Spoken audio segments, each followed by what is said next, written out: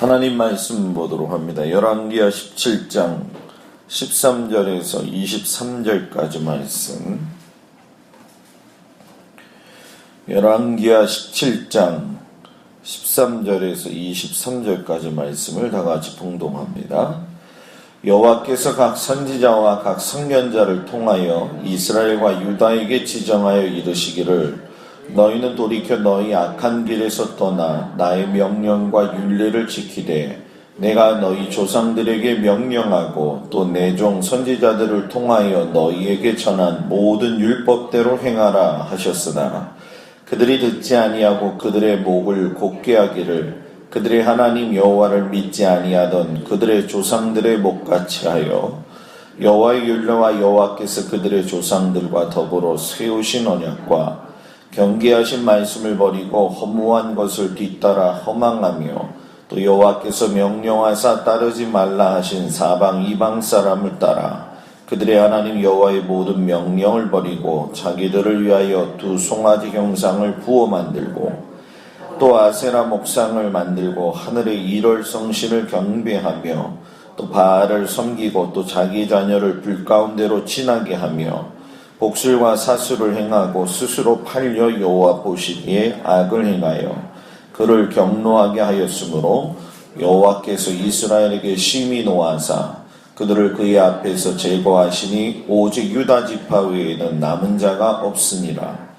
유다도 그들의 하나님 여호와의 명령을 지키지 아니하고 이스라엘 사람들이 모든 간등 간섭을 행하였으므로 여호와께서 이스라엘 온 족속을 버리사 괴롭게 하시며 노략군의 손에 넘기시고 마침내 그의 앞에서 쫓아내시니라. 이스라엘을 다윗의 집에서 찢어 나누시매 그들이 느바세 아들 여로보암을 왕으로 삼았더니 여로보암이 이스라엘을 몰아 여호와를 떠나고 큰 죄를 범하게 하며 이스라엘 자손이 여로보암이 행한 모든 죄를 따라 행하여 거기서 떠나지 아니하므로 여호와께서 그의 종 모든 선지자를 통하여 하신 말씀대로 드디어 이스라엘을 그 앞에서 내쫓으신지라. 이스라엘이 고향에서 아수르에 사로잡혀 가서 오늘까지 이르렀더라. 아멘. 제3가지 습성이라는 제목을 가지고 오늘 말씀을 묵상하도록 하겠습니다. 죄에 대한 회개, 과연 어떻게 하는 것이 가장 정확한 방법이냐? 실상 죄는 자신을 돌아보는 데서부터 해결이 되기 시작을 합니다. 내가 어떠한 죄를 지었던 간에 그 죄를 내가 인식하지 못하고 있다고 한다면 아무리 어떤 모습을 가지고 하나님 앞에 나아간들 소용이 없다는 얘기죠. 그래서 우리가 신앙생활 할 적에 가장 먼저 하나님 앞에 구해야 될 것이 무엇이냐면 하나님의 회개하는 심령이 내 안에 부어지도록 기도하는 훈련들이 되어 있어야 되죠. 더군다나 요즘같이 예수를 믿으면서도 죄에 대해서 많이 노출되어져 있는 저희들의 입장에서는 이 회개하는 마음을 가지고 하나님 앞에 어떻게 설 것인가에 대한 스스로의 고민들이 늘 있어야 된다고 제가 누차 여러분들한테 강조를 했던 걸 기억을 하실 겁니다. 죄에 대한 회복이 과연 어떻게 이루어져야 되느냐? 쉽게 얘기하면 하나님의 말씀대로 살아가면 회복이 되는 겁니다. 하나님 말씀대로 살아가면 회개하는 삶이 자동적으로 되어지는 것이고 또 하나님께서 하신 말씀에 대해서 인식이 되어지기 때문에 죄를 짓지 않는 방향으로 설 수밖에 없다라고 하는 거예요. 우리가 구약에서는 율법의 하나님이었지만 신약에 와서 복음의 예수 그리스도를 이 땅에 보내셔서 율법이 가지고 있는 어떤 정죄의 한계, 판단의 한계를 뛰어넘어서 하나님의 은혜와 사랑 안에서 살 수 있도록 예수님께서 길을 열어주셨죠. 예수님을 믿는 자마다 회개가 더불어 수반이 되고 그러면서 하나님의 자녀로서 새롭게 태어나는 그 과정을 겪는 겁니다. 근데 우리가 하나님의 자녀로서 살아가지만 아직도 우리 안에는 죄의 어떤 근성, 뿌리들이 남아 있어요. 신분은 하나님의 자녀가 되었기 때문에 신분 자체는 옮겨진 거죠. 그렇지만 우리들 안에는 아직도 죄의 습성들이 있다는 거예요. 이걸 좀 더 쉽게 얘기한다고 한다면 우리가 군대에 간 군인들을 보게 되면 들어가서 훈련받는 기간 동안은 처절하게 가리키는 것이 뭐냐면 사회에서 가지고 있었던 생각, 사고방식을 다 떨쳐버리게 하는 거예요. 왜 그러냐면 세상에서 살고 있었던 사회성을 가지고서는 이 군대에서는 살아남을 수가 없죠. 그냥 군대에서는 명령하고 거기에 대한 순종만 있어야 된다는 거예요. 그러니까 우리도 마찬가지로 하나님의 말씀을 계속 따라 살게 되면 그 안에서 우리가 가지고 있는 죄의 근성들의 뿌리가 뭐예요? 사라지는 게 정상이라는 거예요. 그런데 오늘 이 말씀에 보게 되면 이스라엘이 그렇게 살아야 되는데 살지 못하고 멸망당할 수밖에 없는 죄가 가지고 있는 파워, 능력이 나타나는데 그 중에 하나가 죄의 성장성이다라는 얘기입니다. 오늘 말씀에도 나와 있지만 선지자와 선견자를 통해서 하나님의 말씀을 계속 부어주셨어요. 그런데도 불구하고 무엇이 나타나느냐? 깨닫지 못한다는 거예요. 이게 얼마나 답답한 거냐? 듣는 사람도 답답하냐? 듣는 사람은 답답하지 않아요. 왜? 모르니까.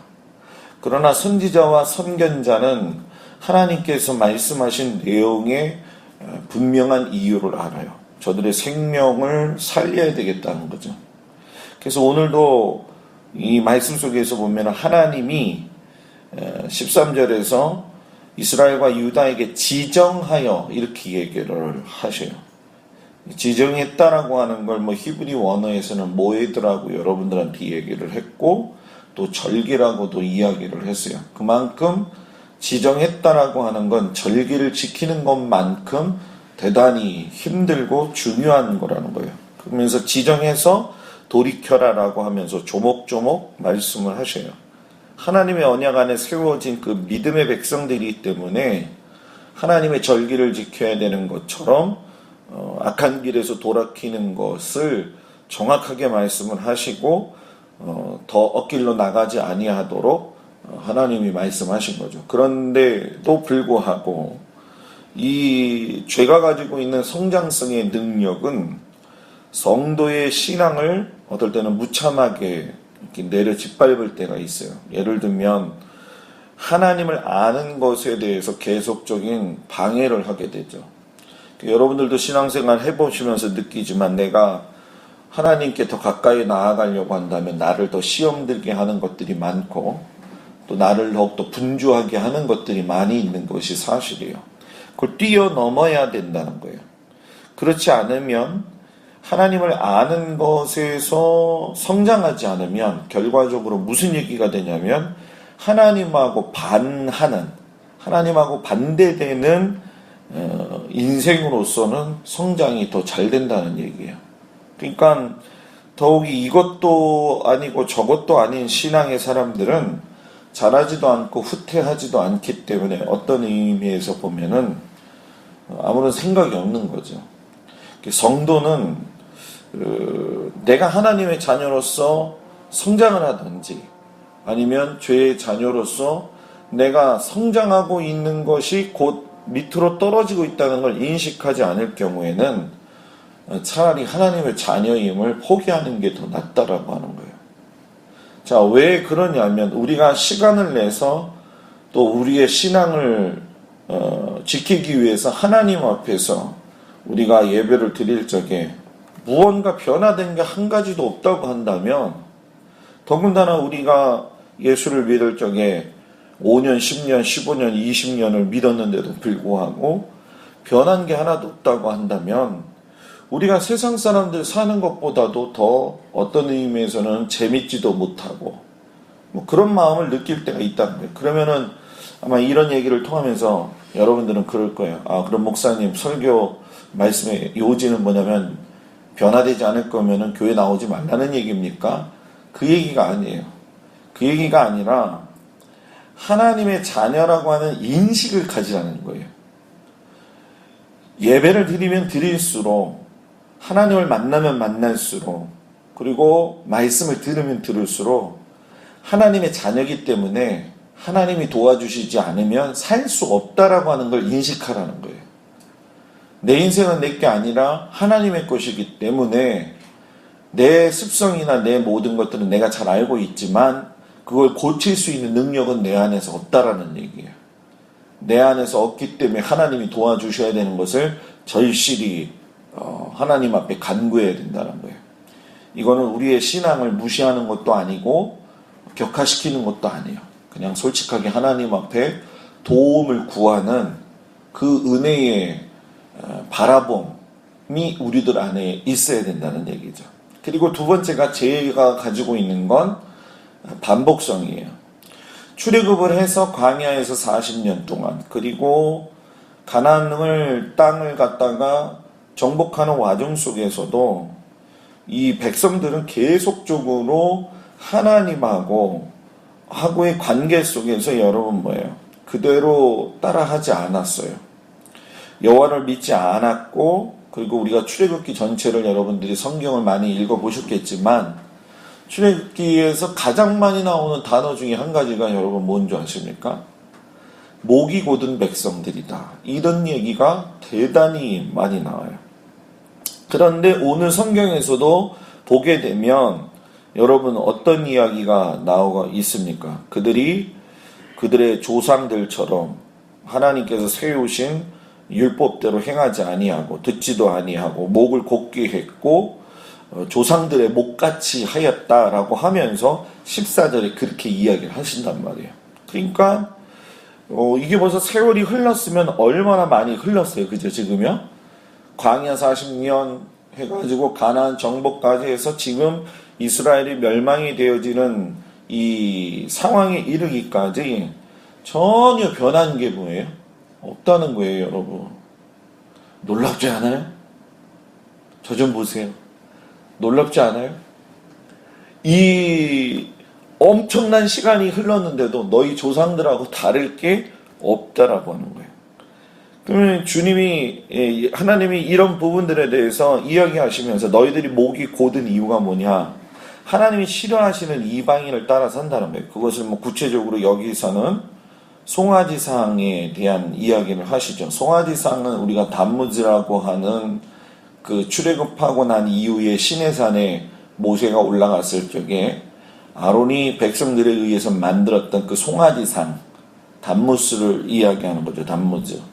그러니까 아세라 목상은 계속적으로 우리들 삶 속에서 드러나고 있었던 문제들이고, 뭐 일월성신 같은 경우에도 변질된 어떤 혼합 종교의 문제고, 몰래기라든가 또는 복술과 사슬 같은 것들은 종교적 혼합주의라는 거예요. 그러니까 하나님을 믿는 믿음의 방식이 유일신인데도 불구하고 자기 형편에 맞게 좋은 것들을 취했다라고 하는 거죠. 이것이 목이 곧은 거라는 거예요. 목이 곧은 건 목이 뻣뻣해가지고 이렇게 곧은 게 아니라 하나님이 아닌 다른 것들에 대해서 내가 더 많은 것을 생각하고 혼합하고 막 거기 안에서 있는 그 모든 행동 반경과 생각들, 이게 곧은 거라는 거예요. 이게 곧아버리게 되면 여러분 뭡니까? 그 다음에는 고치기가 어려운 거예요. 여러분 요즘 이렇게 뼈 이렇게 거북목 되고 일자된 목 이런 이제 얘기들이 많이 있잖아요. 옛날에는 그런 얘기 없었었잖아요. 저도 거북목이 좀 되고 일자목이 돼서 맨날 이제 사무실에서 그렇게 하다 보니까 그런데 이 목이 곧은 것이 그런 이 태화되어지는 뼈 속에서의 문제가 되어지는 것처럼 우리 신앙도 그렇게 된다라고 하는 거예요. 그러니까 육체적 일은 영적으로 분명하게 드러나 있고요. 그리고 영적인 문제도 결국은 육체적으로 그 열매가 나타난다는 거죠.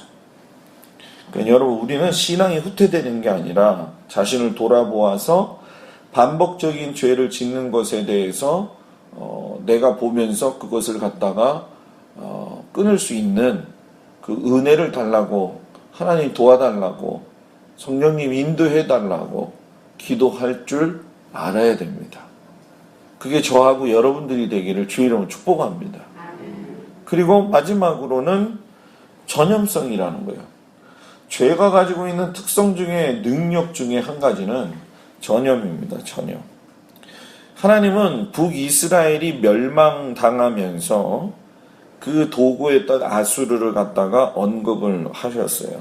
그런데 그 원인마저도 정확하게 이야기를 하세요. 그게 뭐냐면 여로보암에게서 시작된 것이다. 그리고 이 여로보암에서 시작된 것은 결국 그 말씀이 예전부터 내가 예언했던 내용들이었고 이제 그것이 이루어지는 것이다 라고 이야기를 해요. 그러니까 하나님은 이렇게 살면 너희들한테 이렇게 복을 줄 거야 라고 이야기를 했단 말이에요. 그런데 그렇게 살지 않았고 그것에 대해서 하나님이 누차 돌아서라고 이야기하면서 방법론까지 가르쳐 주셨다는 거예요. 자, 여러분 우리가 한번 생각해 보자는 거예요. 신앙생활을 하고 있는데 하나님이 누차 설교 말씀을 통해서 우리에게 요구하시는 것이 무엇인지 알고 계세요. 설교는 교양이 아니에요. 설교는 그냥 한 번 듣고 잃어버리는 게 아니에요. 설교는 하나님의 말씀이에요.